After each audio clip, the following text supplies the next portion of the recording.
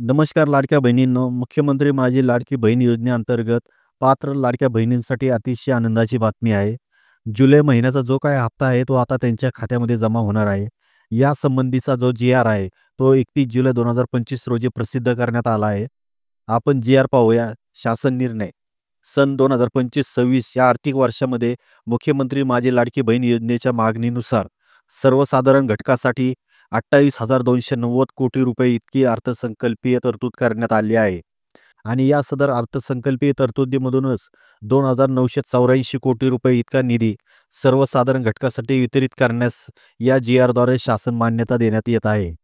त्यामुळे हा 2,984 कोटी रुपयाचा निधी जून महिन्यामध्ये लाडक्या बहिणींच्या अर्जाची पडताळणी होऊन लाडक्या बहिणींच्या निकषानुसार 26 लाख अपात्र ठरलेल्या लाडक्या बहिणीव्यतिरिक्त पात्र ठरलेल्या लाडक्या बहिणींना जुलै महिन्याचा हप्ता वितरित करण्यासाठी वापरण्यात येणार आहे.